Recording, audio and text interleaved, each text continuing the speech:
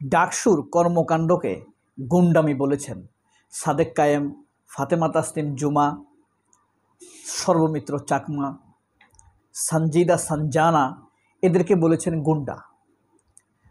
আপনারা হয়তো জেনে থাকবেন, গত কয়েকদিন ধরে চেষ্টা করে, বিশেষ করে সর্বমিত্র চাকমা অনেক চেষ্টা করে তিনি একটা মাদক সেবীদের তালিকা করেছেন, মাদক বহনকারীদের, যারা মাদক বিক্রি করে ঢাকা বিশ্ববিদ্যালয়ের ক্যাম্পাসের ভিতরে। দোকানদাররা, বিশেষ করে যারা অবৈধ দোকানদার আছে না, এই যে পুরি বেচে, সিঙ্গারা বেচে, পান বিক্রি করে, সিগারেট বিক্রি করে, তারাই মাদক রাখে, এরকম একটি তালিকা সর্বমিত্র চাকমা করেছেন। 4-5 দিন তালিকা করে জুমা, সঞ্জিদা সঞ্জানা, সাদেক কায়েমের অ্যাপ্রুভাল নিয়ে, সাদেক কায়েম এবং আইসাম ফরহাদের অ্যাপ্রুভাল নেয়, তারা তো বিফিজিএস, তাদের অ্যাপ্রুভাল তো নিতে হবে, নিয়ে এদেরকে উচ্ছেদ করে যারা মাদক বিক্রি করে। এটার এই পরিস্থিতি এবং এই উদ্যোগের বিপক্ষে কঠিনভাবে অবস্থান নিয়েছে সামিনা লুৎফা। সে একটি ফেসবুকে স্ট্যাটাসে বলেছে, ডাকসুর কোথায় লেখা আছে ডাকসুর ভিতরে যে গুন্ডামি করতে হবে? অর্থাৎ ওরা যা করছে, এই যে মাদককে উচ্ছেদ করেছে, এটাকে গুন্ডামি হিসেবে সে অভিহিত করেছে।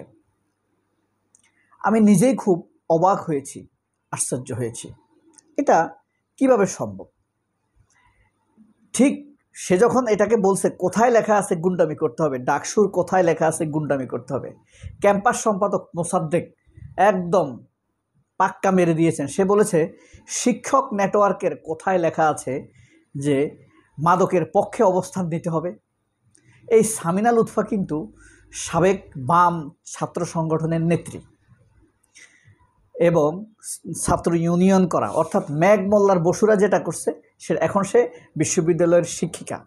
এখন বিশ্ববিদ্যালয়ের এই যে দোকান, অবৈধ দোকানগুলো আছে না, সব দোকান কিন্তু উঠায় নাই।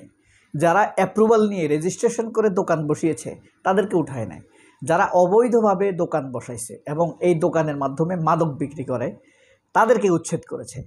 এটার ব্যাপারে ওই যে তাদের বোতলে, বামপন্থীদের বোতলে হাত পড়েছে, তারা খাইতে পারবে না এখন ইচ্ছা মতো, ক্যাম্পাসে নেশা করতে পারবে না, গাঁজা টানতে পারবে না। আপনি মাগরিবের নামাজ পড়ে যদি ফুলার দিয়ে হাঁটেন, হ্যাঁ, এফ রহমান হলের এদিকে যান, আপনি গাঁজার গন্ধে আপনি আশ্চর্য হয়ে যাবেন। এখন তো আরও মারাত্মক হয়েছে, এই যে মেট্রো রেলের যে স্টেশনটা হয়েছে ডাকসুর পাশে, হ্যাঁ, বইমেলার আগে, মানে বাংলা একাডেমির আগে, এটার নিচে এখন গাঁজা খায়। আর সরোয়ার্দির কথা তো বললাম না, সরোয়ার্দির তো বাদ, ওইটা তো উৎসব চলে সেখানে গাঁজার। তো এই সামিনাকে মাঠে নামাই দিছে এই গাঁজাখোরেরা, বামপন্থীরা এর পিছনে রয়েছে। এখন হয়তো ছাত্রদল এদের সাথে যোগ দিবে, নিশ্চয়ই দিবে। ওই যে শিবিরকে বিপদে ফেলতে হবে। তো মাদকের পক্ষ নিল বামপন্থী শিক্ষক নেটওয়ার্কের সামিনা, লুৎফা সামিনা, সংক্ষেপে লুৎফার ল, সামিনার সা, লুসা। ডাকসুকে গুন্ডা বলল, আবার জবাবও পেয়েছে মোসাদ্দেকের কাছে। তো এই ডাকসুর ভূমিকা নিয়ে জুমাও বক্তব্য দিয়েছে। জুমা কঠিন কথা বলেছে। জুমা বলেছে, তোমরা পলেতেরা যে মদ গাঁজা খাবে, এখন ডাকসুতে মাদক চললে তোমরা ওই দোকানদারদের পক্ষ নেও, মাদক বিক্রেতাদের পক্ষ নেও, তোমরা এতই বামপন্থী হয়ে গেছো, তাহলে পত্রিকাগুলো যে দখল করে আসো, সেগুলো তো পয়সাওয়ালাদের, সেখানে কেন তোমাদের আন্দোলন চলে না? একদম সাইজ করে দিয়েছে। এখন আমি অপেক্ষায় আছি প্রথম আলো কী ভূমিকা নেয় এটার জন্য, আমি সে অপেক্ষায় আছি। প্রথম আলো কী নিউজ করে, তাদের নিউজের অপেক্ষায় আছি। ডাকসু আসলেই সংকটে, উস্কানি দিয়েছে, লুৎফা উৎপাদন দিল না। জুমা কিন্তু কঠিন, সর্বমিত্র চাকমার সবচাইতে কঠিন কথাটা বলেছে। সর্বমিত্র চাকমার বিরুদ্ধে চাকমাকে বলেছে কেন উচ্ছেদ করবে, সর্বমিত্র চাকমা কেন দোকান উচ্ছেদ করবে, কেন মাদক উচ্ছেদ করবে, সে কি ভিসি নাকি? তো সর্বমিত্র চাকমা আবার এটার জবাব দিয়েছে সুন্দরভাবে। সে বলেছে, যাক, এবার তো ফরাদ ভাইয়ের চাইতেও আমার পদবিটা উপরে হয়ে গেল। ফরাদকে প্রক্টর বলছে, আর সর্বমিত্র চাকমারে ভিসি বানাই দিছে। এবার বেতনটা সেইভাবে হলেই হলো। সৌমিত্র চাকমাও কিন্তু খুব হাসি খুশি করে কঠিন কথাকে উড়িয়ে দিতে পারে। হ্যাঁ, আবার মিছিলও করাইছে। দেখেন এই যে মেঘ মোল্লার বসুরা কিন্তু মিছিল করেছে। সবচেয়ে বড় ব্যাপার হলো সুফিয়া কামাল হলের সানজিদা রানী তিনি কিন্তু ছাত্রদলের ভিপি হওয়া সত্ত্বেও, মানে হলের ভিপি, তিনি কিন্তু এই পদক্ষেপের পক্ষে কঠিন অবস্থান নিয়েছিলেন, মাদকের উচ্ছেদের পক্ষে। এরপরে আপনার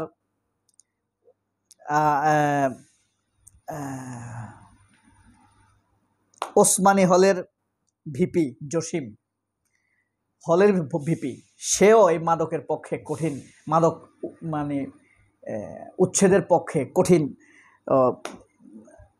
আপনার পদক্ষেপ নিয়েছে এবং শক্ত মানে সবচেয়ে বড় কথা সাধারণ ছাত্ররা সাদেক কায়েম ফরহাদদের পক্ষে।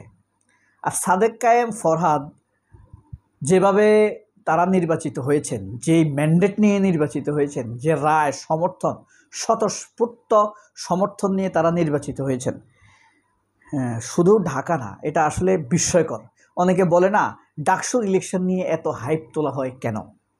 আসলে এভাবে কেউ নির্বাচিত হতে পারেনি, আর এত জনপ্রিয়, এত বেশি ভোট পেয়ে কেউ নির্বাচিত হয়নি। এটা একটা ফ্যাক্টর না? সবচাইতে বড় বিষয়, সারা বাংলাদেশে এই ইলেকশন নিয়ে মানুষের প্রচুর আগ্রহ ছিল। প্রচুর আগ্রহ থাকার কারণে পত্রিকাতে, সামাজিক যোগাযোগ মিডিয়াতে হাইপ তো উঠবেই, খুব স্বাভাবিক, তাই না? মানুষের আগ্রহটাই বড় কথা। সামাজিক যোগাযোগ মাধ্যম কিন্তু বেইমান না। বেইমান হলো রোকসানা আঞ্জুম নিকোলেরা, তারা যমুনা টিভির বিশ্বস্ততা শেষ করে দিচ্ছে। বেইমান হলো খালেদ মহিউদ্দিনেরা। মানুষ যা চায়, মানুষের পক্ষে তারা জোরালো অবস্থান নেয় না। আপনারা খেয়াল করলে দেখবেন রোকসানা আঞ্জুম নিকুল কিন্তু গাজীপুরের যে ধর্ষণ হয়েছে মাদ্রাসা ছাত্রী, এটাকে নিয়ে টকশো করছে না, ঠিক আছে? সাভারে যে ধর্ষণ হয়েছে এটাকে নিয়ে টকশো করছে না। হ্যাঁ, ইসকন যে ধর্ষণ করছে এটাকে নিয়ে সে টকশো করছে না। খালেদ মহিউদ্দিনও করছে না।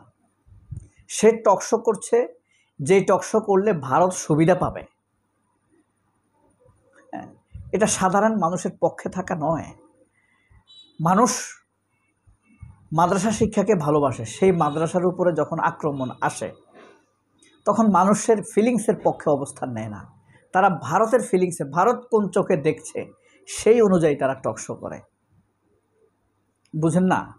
মেহেদী হাসানকে ডক্টর ইউনূস ইন্টারভিউ দিয়েছে, যেই কথা বলে নাই ডক্টর ইউনূস, সেই বিষয় নিয়ে ইউনূস নিকোল টকশো করে ভাইরাল হওয়ার চেষ্টা করছে।